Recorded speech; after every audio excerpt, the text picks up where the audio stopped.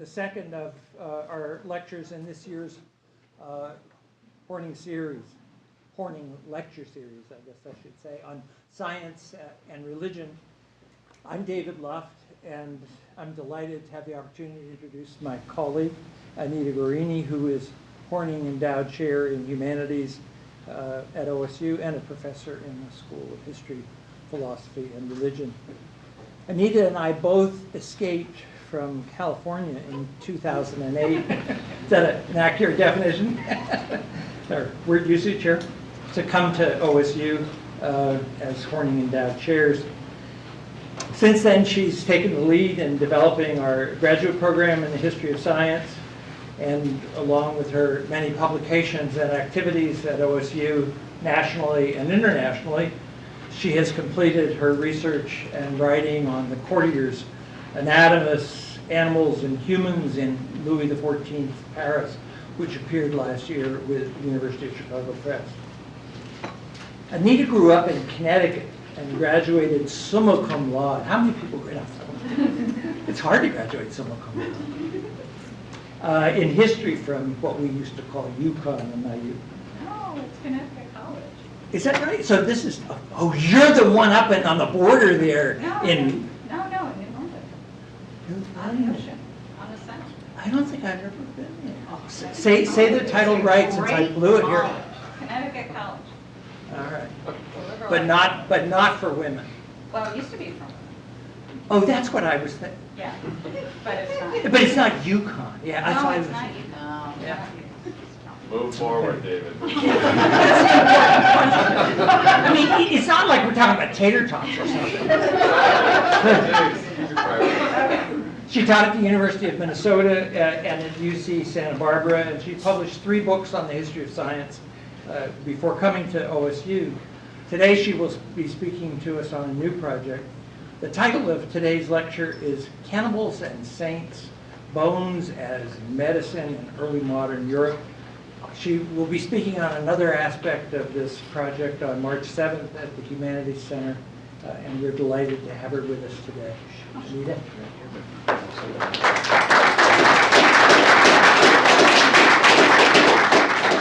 So, thanks to David for inviting me to speak, and thanks, of course, to Dr. Benjamin Horning for his gift of the endowment, without which neither of us would be here.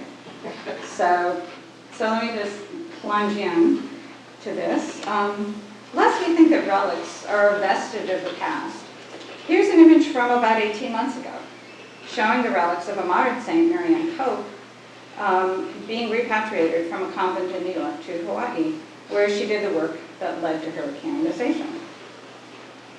And in 1999-2000, which is kind of the thing that got me started on this topic, actually, an exhibit in Paris of reliquary heads and skeletons from 5 continents showed similar fascination across cultures with human bones, and particularly the human skull, as a symbol of death, but also as a carrier of unique power.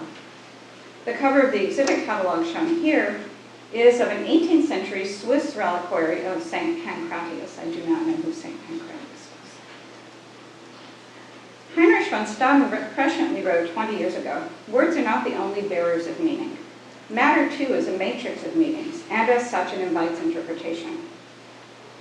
In these days of thing theory and histories of material culture, these words have almost become a cliche. I hope today to bring out the matrix of meanings of a particular bit of matter, human bones, and particularly skulls. As the least corruptible parts of the body, bones uniquely occupy a number of interpretive levels. Knowledge of the curative properties of bones traveled back and forth across different knowledge domains, from antiquity through the 18th century. Today I'll talk about 2 of these domains, sacred and medical, and their intersections in the early modern era in Western Europe, and the particular and peculiar vital qualities these dead body parts held. I'll focus on 3 topics: the use of bones in general, the uses of the skull, and finally the uses of something called usnea, or skull moss.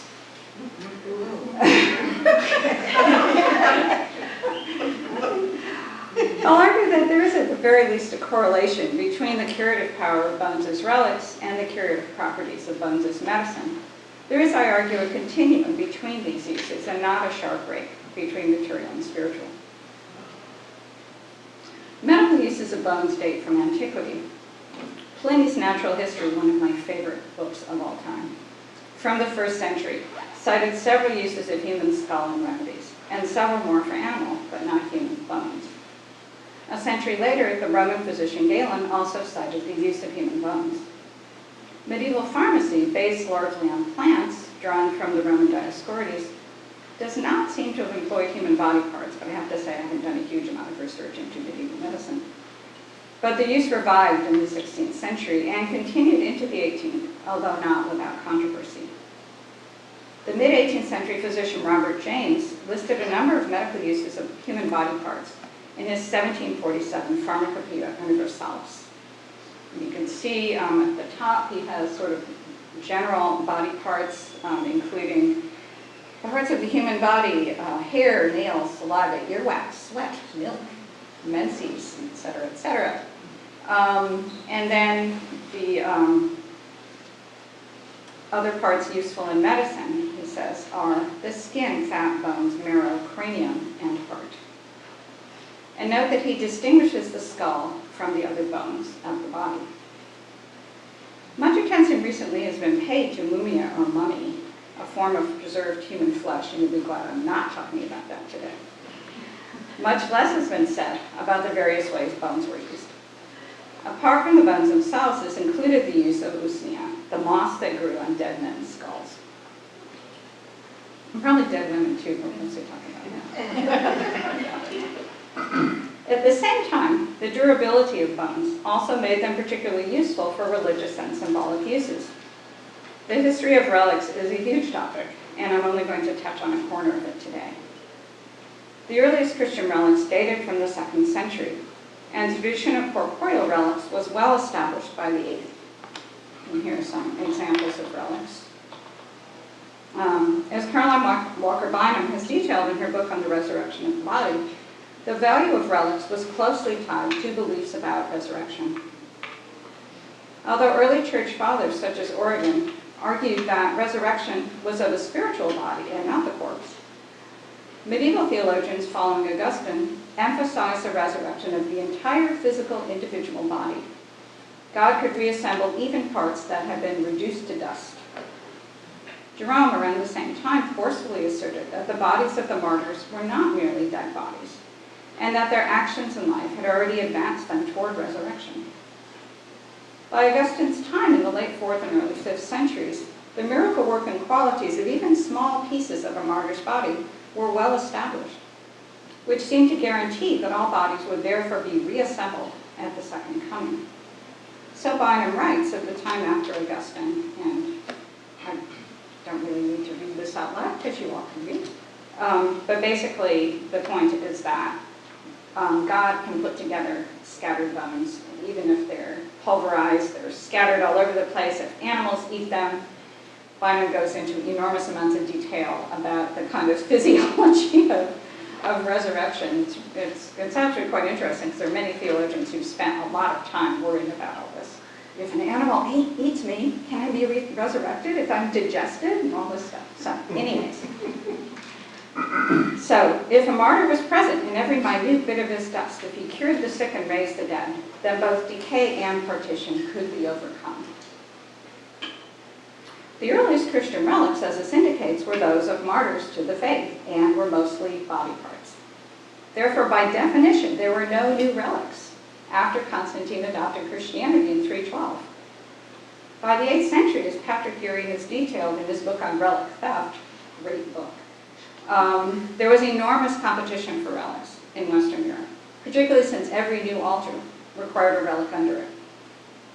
Even though new saints and new relics began to appear around this time, around the Carolingian period, Guerrini points out that the only means of acquisition of relics were purchase, gift, invention, or theft. There was a lot of invention.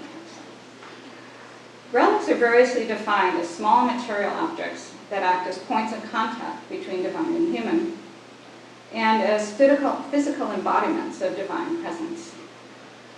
They came to include many kinds of objects, bodily and not.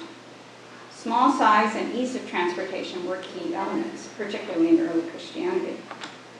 So this is a very tiny bag.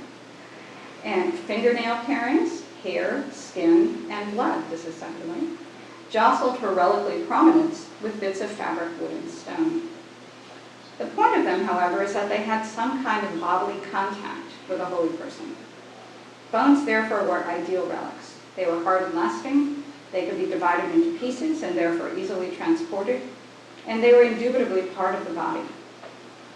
Here's another quote from the medieval historian Richard Southern. He says, relics were the main channel through which supernatural power was available to the needs of ordinary life. So relics were really important because they were really a physical manifestation of faith.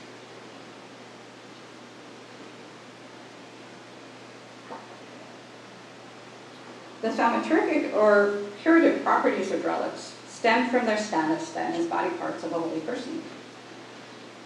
While the power of relics was inherent in this status, it was wholly dependent on context. Think about it. It's only a relic if you know who it is.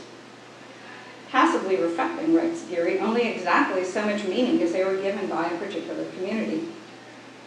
The extensive trade in fraudulent relics made it clear that the corpse was meaningless without a story. Although, as Guerrini documents, multiple identical relics didn't really seem to bother people too much. This is a great example. So this is the head of, well, part of the head of John the Baptist, which is at Amiens. And a whole bunch of relics got looted during the sack of Constantinople in 1204. And there are pieces of John the Baptist all over France. There's kind of the front of his head, the back of his head, the top of his head, the side of his head, his vertebra. I mean, they're everywhere. So, of course, John the Baptist coming as well. In itself, the body had no economic value after death. Guerrini argues that an ordinary body was a source of contamination, and that opening graves or handling remains of the dead was considered abhorrent, which I don't totally agree with. But it could hold great emotional value, as continued concern for the disposition of human remains demonstrates we still are concerned about the disposition of human remains. At the same time, I found widespread belief that material remains in themselves held some kind of inherent spiritual power, whether they originated in holy people or not. This is one instance, I think, of a continuum rather than a dichotomy between material and spiritual. The medical properties of bones, depending on the commentator, seem to have two causes. One is based on the material qualities of bone and is often interpreted in alchemical or what's called chemical terms. The other has to do with this inherent vital quality of human and animal body parts, which many thought continued at least for a time after death. And violent deaths seemed to enhance this quality. Francis Bacon noted this with approval in Silva Silvarum, and I am going to read this because it's a little hard to read. The writers of natural magic do attribute much to the virtues that come from the parts of living creatures. So as they be taken from them, the creatures remaining still alive, as if the creature still living did infuse some immaterial virtue and vigor into the part severed. So much may be true that any part taken from a living creature newly slain may be of greater force than if it were taken from the light creature dying of itself, because it is fuller of spirit. The 17th century physician Jan van Helmont argued similarly that an obscure vitality remained in bones extinct by violence. As you might guess, there seems to be a lot of overlap between chemical and vital explanations. In addition, both medicinal bones and relics circulated throughout Europe in ways highly dependent on local political, social, and religious conditions. I've already mentioned the medieval trade in relics, which did not diminish much in the 16th century, despite the devastating critiques of Erasmus and the Protestant rejection of their efficacy. Attempts during the Reformation to desacralize Catholic relics were not entirely successful, and the martyrs on either side of the wars of religion created a whole new set of relics. Moreover, one can argue, and contemporaries did, that even when relics are desacralized officially, they still retain powers. Speaking of 17th century England, the historian Alexander Walsham comments, this was a society in which the same item could simultaneously be a focus of spiritual reverence, a historical object that could arouse the intellectual interest of those who repudiated relic worship, and a source of aesthetic pleasure, at the same time. So think of today. Although the Catholic Church has declared that St. Christopher's feast was no longer to be recognized, there's still an awful lot of St. Christopher medals around. In addition, political execution, such as that of Charles I of England in 1649, created a class of secular relics. The very fates of the heads of Oliver Cromwell, who died in 1658, and King Henry IV of France, Henri IV, who died in 1610, or later, my favorite, the multiple legs of the 19th century Mexican general Santa Anna, indicates the continued emotional relevance of skeletal remains, even though Santa Anna's legs were made of wood. These legs were like fought over. One of them, the longer one, is now in Illinois for some obscure reason, but there are at least 4 legs of Santa Anna that are like all over the place. So as I've noted, the remains of ordinary people also held emotional meaning. Obtaining bones for medical purposes depended on many of the same illicit, if not illegal, tactics involved in obtaining dead bodies through dissection. And indeed, many such bones had belonged to anatomical subjects, not surprisingly. Many anatomical subjects were executed criminals, but the demand for bodies among anatomists meant that grave robbing continued to be quite common well into the 19th century.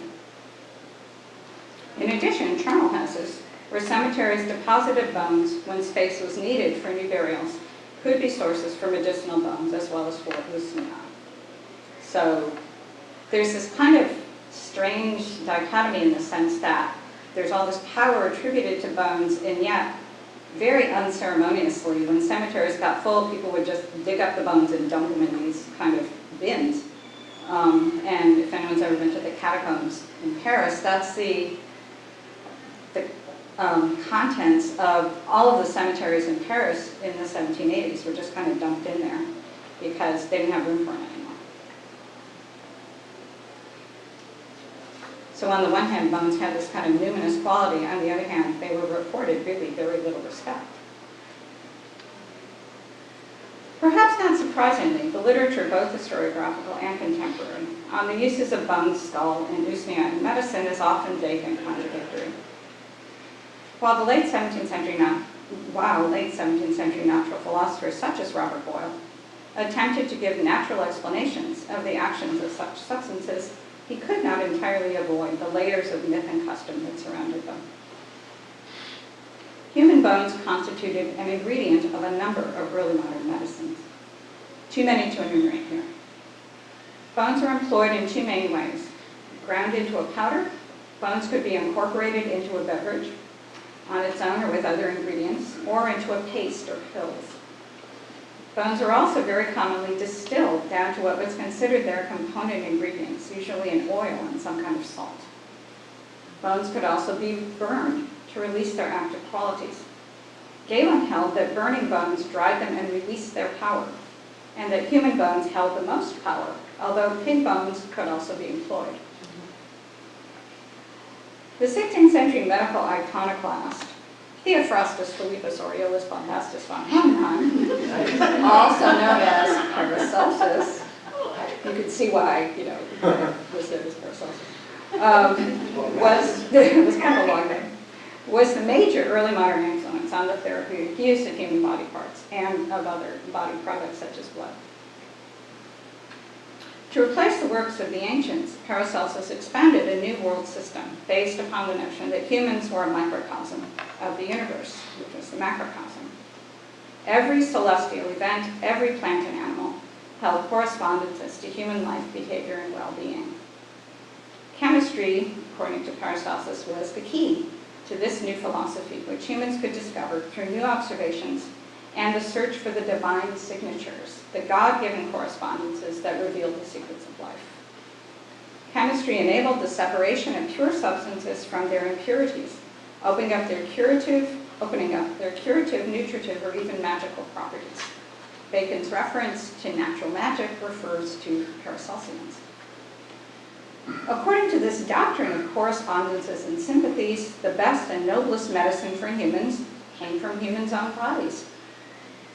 Paracelsian or chemical physicians, therefore, were big fans of bone medicine. Paracelsian ideas were much debated in the 16th and 17th centuries. Established medical faculties who followed the doctrines of Galen rightly felt threatened by the empirical, often self-taught chemical practitioners. Paracelsus certainly didn't help his cause in that way, by at one point staging a public burning of the works of Galen and his medieval interpreters. Burned them in the 10 square in Basel. Chemical remedies, including skull, bones, and glycinia, as well as the ever-popular mummy, nonetheless appeared in a number of the pharmacopoeias that began to be published in the 17th century. Many more appeared in publications by chemical physicians themselves.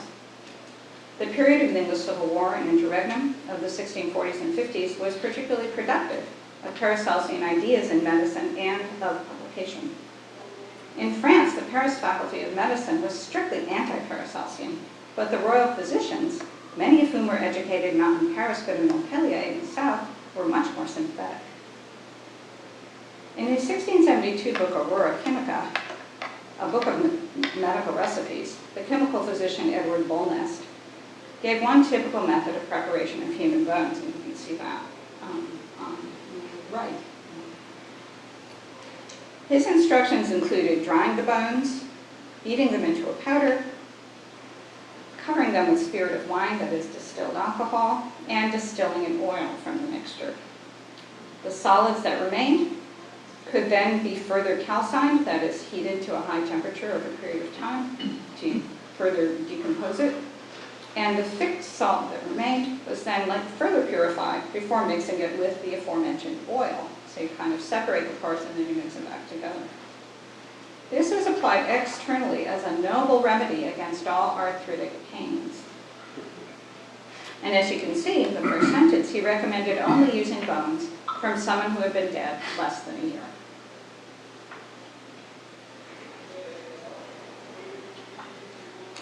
We can glean a few tentative observations from this recipe. Freshness of the bones was important, but many believed that the vital qualities of bones only dissipated gradually. So a body dead for a year might still retain its potency. There was a lot of debate about the correct interval. Bones from charnel houses would therefore be less desirable in this kind of remedy since they would be quite old. Bolnest also invokes the Paracelsian doctrine of sympathies, a remedy made from bones applied to an affliction of the bones. But Galen also had recommended bone medicine for arthritis, and as we'll see, for epilepsy. And this idea of sympathies was not a consistent theme, even among chemical physicians. Others employed similar distillations of human bones both internally and externally, and for a variety of illnesses, not just illnesses of the bones. Now, bone relics often existed in the form of a powder or dust, whether from the effects of age, because bones do deteriorate over time, or as the ashes left from martyrdom by burning, or deliberately pulverized to make them easier to transport or fit into a reliquary.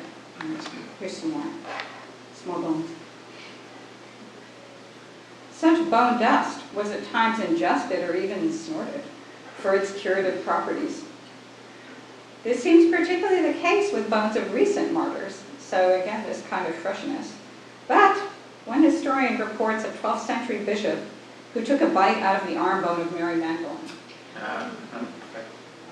And at least one report, although it may be spurious, attributes this practice to Protestants as well. A Catholic account from the mid-1550s claimed that English Protestants took the burned bones of Protestant martyrs and grated them into a cup of ale as a remedy for coughs. Bolnest did not mention the cause of death as a factor in the desirability of particular bones. As in dissection, a young and healthy body would have been preferable to an old one. But as we have already seen with Bacon and Van Helmont, a violent death was preferred to a natural one. This was especially emphasized by those who employed skull or cranium as a medical ingredient, to which we now turn. The skull had long served in synecdoche as a stand-in for the human body and a symbol for what makes us human. A very famous picture. This is from a really wonderful edition of Vesalius that's actually online. It's from the State University and State Library in Switzerland. in Basel that has all their, and they digitized this, and it's a wonderful hand-colored version of the first edition of the series. It's absolutely beautiful.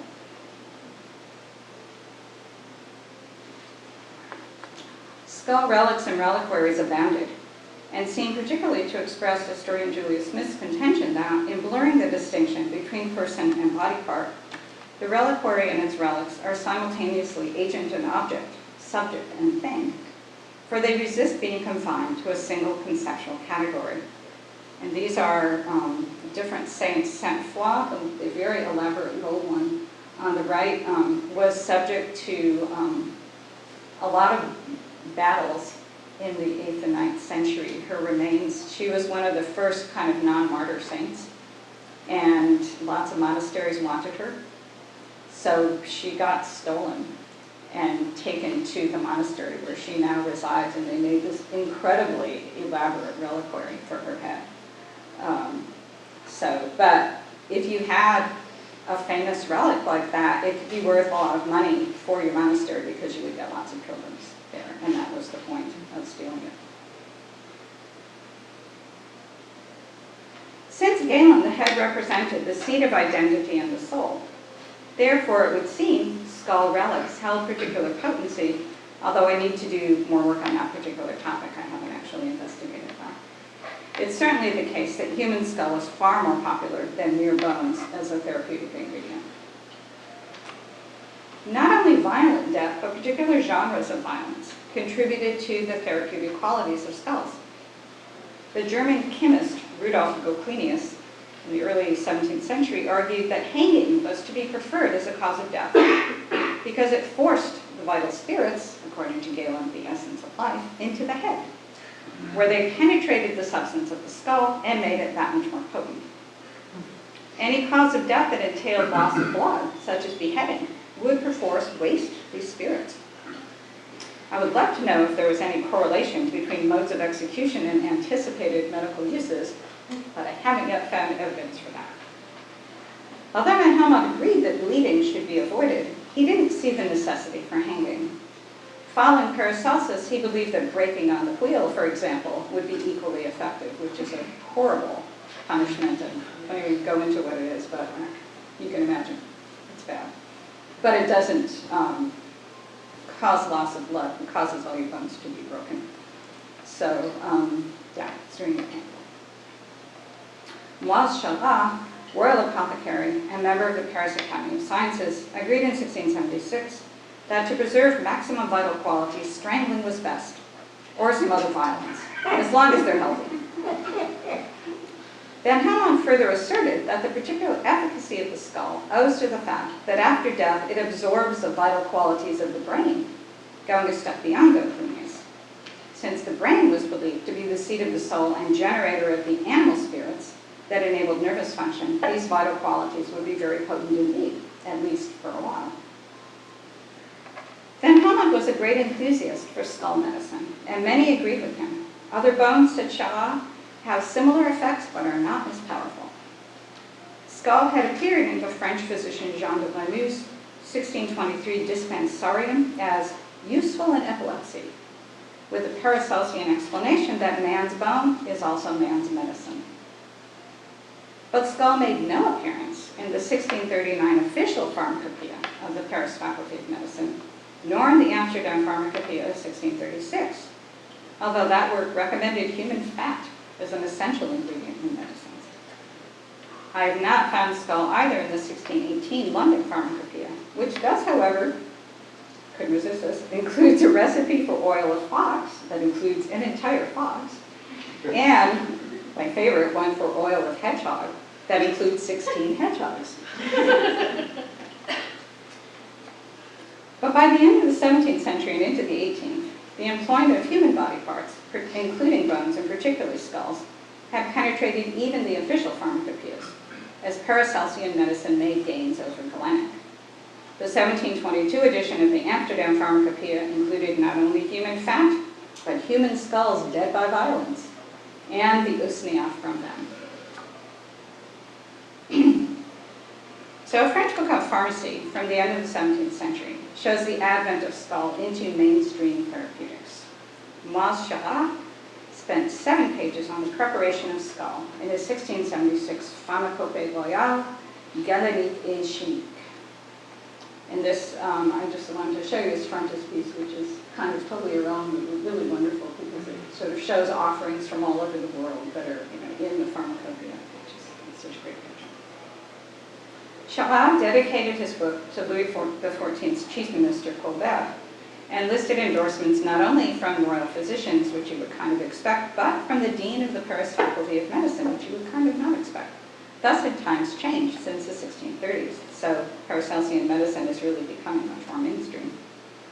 His opening pages, which I'm going to show here, pictured chemical equipment, and he emphasized pharmacy as a chemical operation. Skull, said Charras, could be prepared like other bones, ground up, distilled, administered straight, or as a component of other medicines. Charras believed that burning or calcining dissipated the best parts, so he preferred simple distillation to obtain the oil and salt.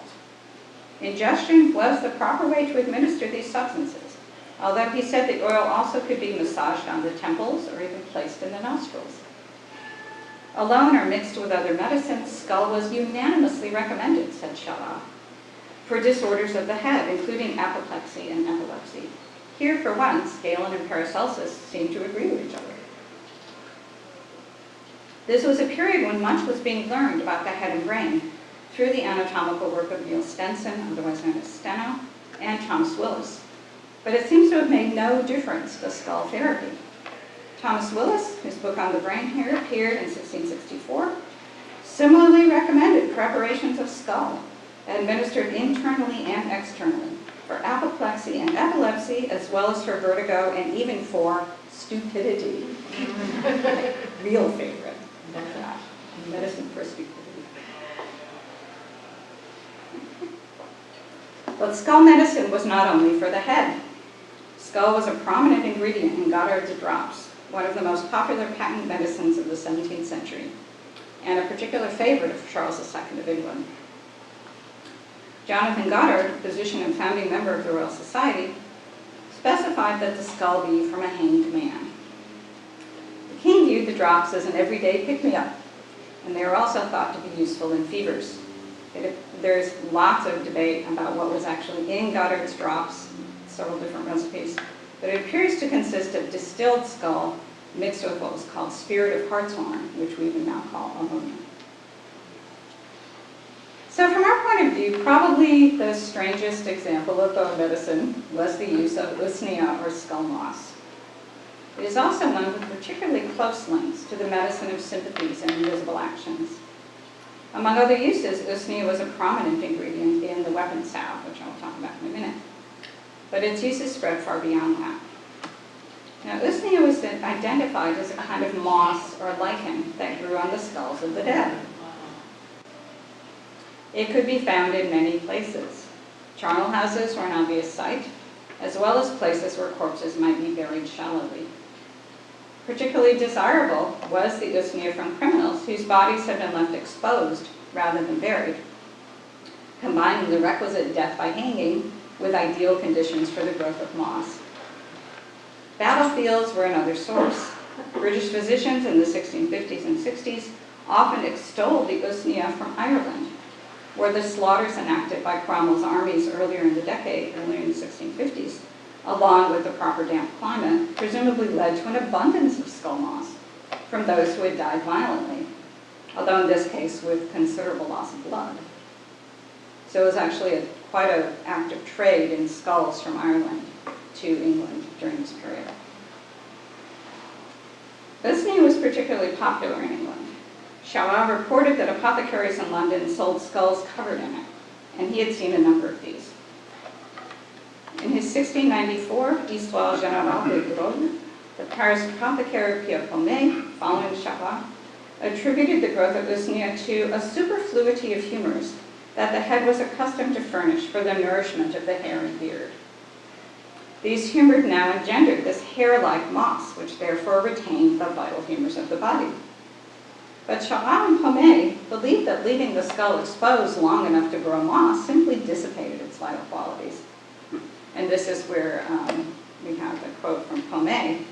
The the skull of criminals newly hung,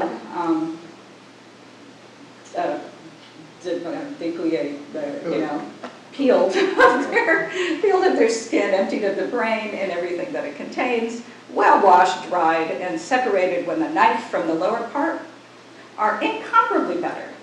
It's also this that the druggists sell under the name of human skull. So he says, don't mess with the skull moss, it's not any good. Just go for the skull itself. Modern Usnea is a genus for a number of lichens. So this is a real thing. Most likely, early modern Usnea referred to more than one kind of plant. Descriptions indicate a lichen, more like a moss, or even something like algae. Van Helmont claimed it originated in a celestial seed, just such a Van Helmont kind of thing to say. But the German physician Michael Eckmüller, around the same time, gave instructions on how to grow it on appropriate skulls, so you could grow it yourself. Usnic acid, a component of Usnea, has been identified as having antibiotic and antifungal properties. So applying it to a wound could in fact have had some effect. Usnea was used in many of the same ways as skull, for epilepsy and other disorders of the head. But its particular virtue was said to be in stopping bleeding. Stuffing it up the nose stopped nosebleeds. Applying it directly to wounds also seemed to staunch bleeding. Its peculiar power was that it also worked indirectly. As Robert Boyle reported, simply holding a handful of the moss could stop bleeding in another part of the body. Boyle admitted that this seemed scarce credible, but he believed it came from a trustworthy source. He hadn't tried this himself. Was this then an example of magnetic healing, a phenomenon much beloved of Paracelsians? Or was it something else? The parallels between Usnea and the uses of relics are striking. Van Helmont claimed that a soldier who had implanted a bit of Usnea under the skin of his head was therefore protected from what might have been a fatal sword wound. Not coincidentally, in the same work, Van Helmont described very similar results from a bit of the stole of Saint-Hubert, which, implanted under the skin of a man bitten by a mad dog, protected him from its effects. Both, said Van Helmont, worked by the actions of God, some more naturally than others. He compared corporeal magnetism to the holy magnetism, arising from the sacred relics of the friends of God. Both kinds of magnetism, he went on, worked best when their origins were recent. Hence it is, he said, that fresh and new relics work more and more noble miracles. This is from contemporary translation of his collected works.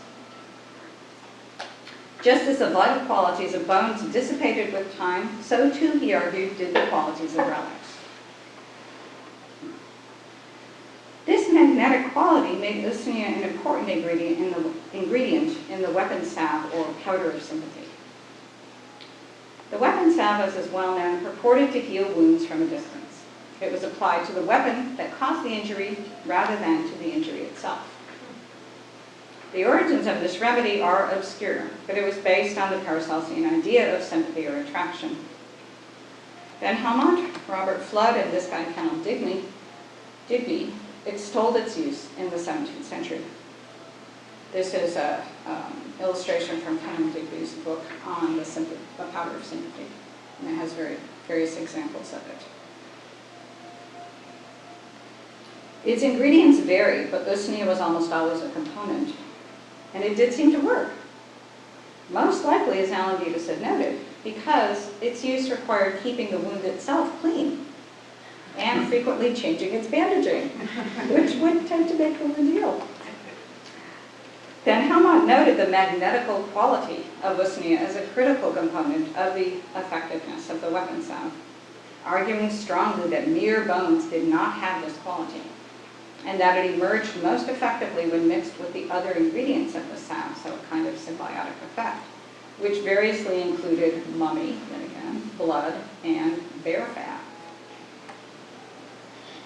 Now, several scholars have written about Van Helmont's quarrels with the Jesuits over the theological status of action at a distance and the weapon salve, and I'm not going to get into that. Cannibal Digby, also a Catholic, attempted to remove the issue entirely from theology by ascribing it to the action of invisible atoms. But as we've seen, the special qualities of usnea existed apart from the weapon staff and continued to be remarked upon. Writing in 1694, Pierre Pomé mentions the weapon saw, what he called the onguent sympathique ou constellé, as a use of usnea, but he did not otherwise comment on it. 50 years later, the English physician Robert James devoted an article to usnea in his medical dictionary that noted all of these effects. Most of them, he wrote, are founded on credulity or the force of imagination. Even in the case of Boyle, he was willing to admit that Boyle, the big hero of British science, could have been wrong. But James believed that usnea, mixed with other proper ingredients, may produce happy effects in hemorrhages, asserting its drying and astringent nature. He repeated Miller's instructions for how to grow it, and he included the detail that the subject should have been broken on the wheel for it to be the most effective. But he also noted that other kinds of moss worked just as well, and he agreed with the 17th century Danish physician Simon Pauli that there is no necessity why a physician should disgrace his profession by prescribing it, since there are other substances equally astringent, and which no patient will refuse on account of the horror and nausea they produce. So obviously some patients thought skull moss was a little creepy. So, I don't know why.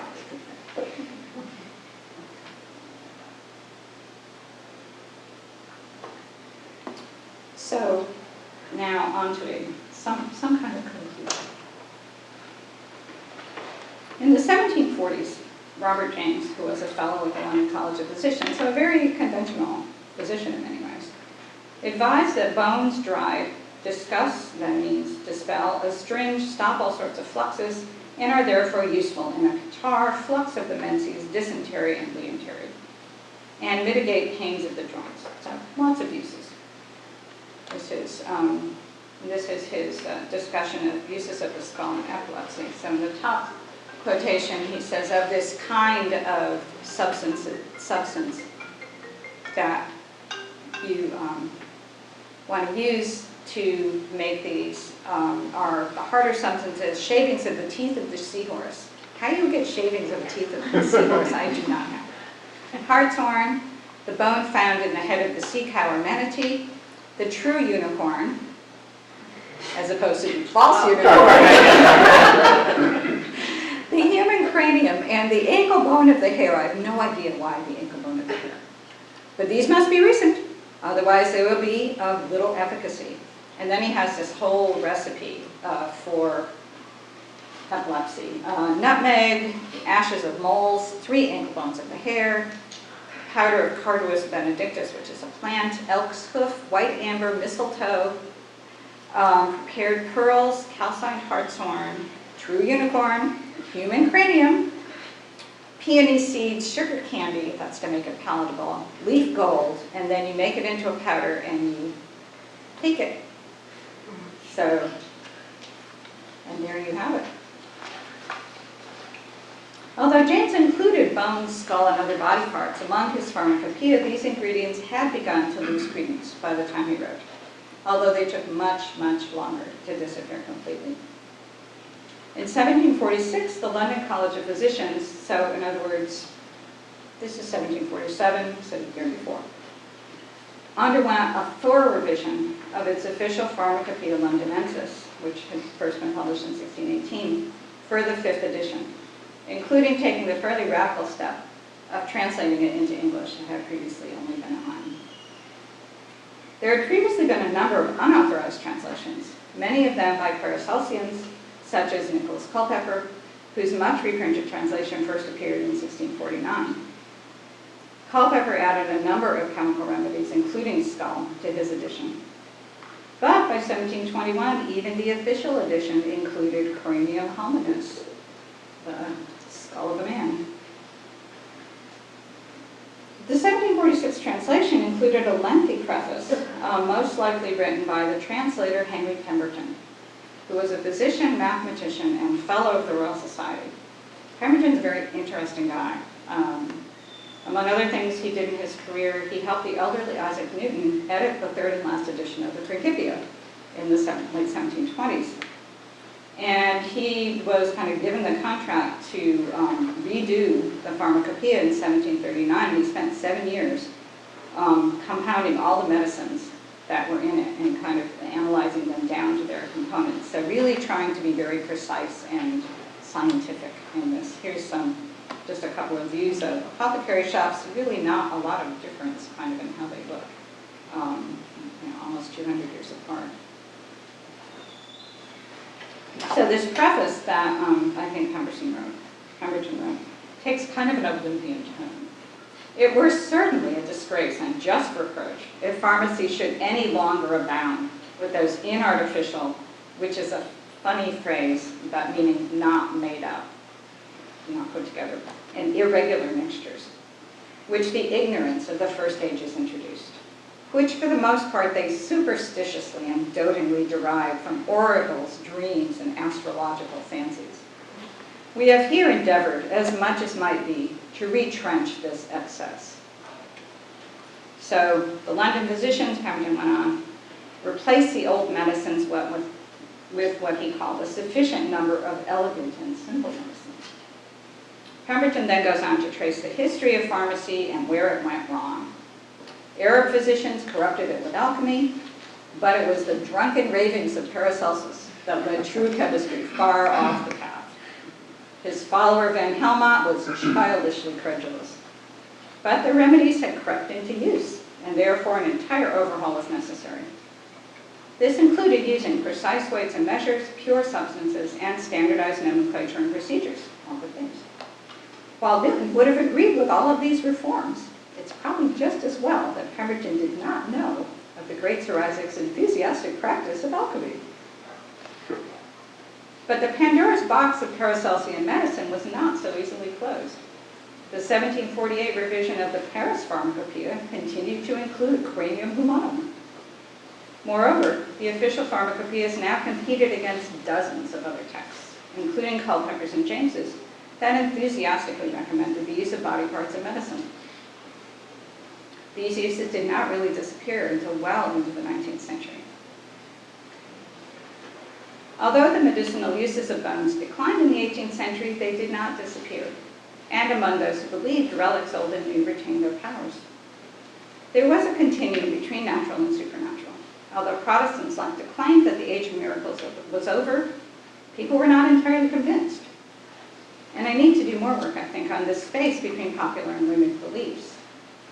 Another space, the liminal space between chemistry and mysticism, in which these beliefs operated, began to disappear, although few, even among the learned, were willing to jettison it totally. Even James, who was quite conservative, some might even say credulous, therapeutically, admitted that the effects of usnea were largely psychosomatic.